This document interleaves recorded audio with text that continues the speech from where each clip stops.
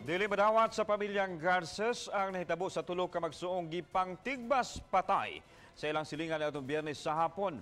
Kapulisan sa dakbayan sa Karkar nag-andam na sa kasong multiple murder batok sa suspek. Adunay live update si Chona kayon. Chona. Yeslan madugta sa presohan mao kini ang gusto sa kabanay sa Magsuong Garces nga brutal nga gipatay sa ilang silingan didto sa Karkar City. Dinhi sa San Isidro Chapel sa Barangay Perelos, Gihaya, ang magsuong sila si Eufronio Garces, 69 anyos, ug Condrado, 65 anyos. Samtang si Carmelito Garces, ang 63 anyos, kinsa usa ka barangay tanod, Gihaya sa iyang panimay sa Barangay Valladolid. Gamit ang sanggot, ang tulo gitigbas-patay sa ilang silingan nga si Emilio Manayaga Jr. alias Bochok, 41 anyos. Ang krimen nahitabo sa Lower San Isidro Barangay Perelos pasado alas 4 sa hapon ni adtong Biyernes. Dinhing dapitan nagduwa og dama si Carmelito ug tupad kaniya ang iyang maguwang nga si Condrado ug kalit lang nibutho ang suspek ug dayong panigbas. Gani nakadagan pa ang duha ka mabiktima apan naapsan gyud sa suspek. Human og tigbas sa duha, gisunod dayon og tigbas si Eufronio nga didto sa barbershop sa iyang anak ni atong tungura. Mga 150 metros ang gilayon gikan sa duha ka biktima. Nagdagan siya nga nagsanggot. Nagtan-aw ko sa kong anak, nagdula diring kilid. Pagtan-aw na ko kay ako nakita ang iyamang sanggot nga sinaw kayo, iyang mata sigak ayo, nidagan ko. Moto ni balik ko ang anak nabilin man ni balik ko naha ako nakita nga napatay ng usa diri. Dili makadawat og di makapasaylo si Edeta Garces sa kamatayon sa iyang bana nga si Eufronio ug sa iyang mga bayaw.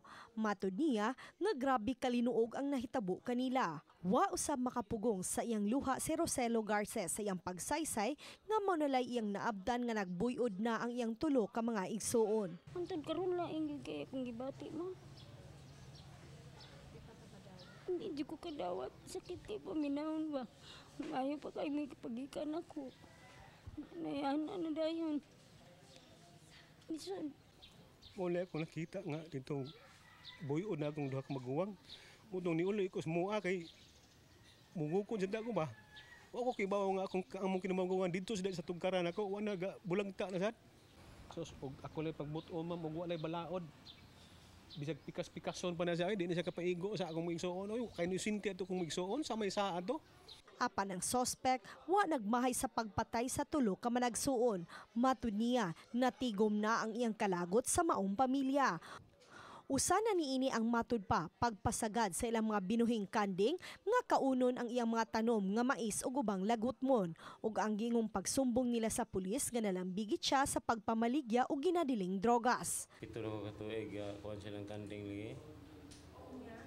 Ako sige pa hektar abot man dugay ba. Kaning hinungdan na sila lang sisig ingon nga ako kuno naninda. Wala ko may masangil nga kuan. Iyang giingon mismo yung naninda ba ka? Naningon naman sa kupaliktis ako. Kasong multiple murder ang atubangong kaso ni Manayaga. Apan nabilanggo na siya kaniadto gumikan gihapon sa kasong pagpanigbas-patay. Dumot yun kay dugay na daw nga istorya nga nag-iingnan niya na daw ang kagawad, mga sa barangay officials. Wala gihapon sila nagkasinabot ma'am unya. Tudmurag na puno na siya ma'am. So mao to ma'am nagkuan na siya na iyan na nang tungod pod nakainom-inom po siya gamay atong gitabuha. Yeslan gikatakdang pasakaan sa Karkar City Police ang dinakpan ug mang adlaw. Lan? Salamat Chona kayon.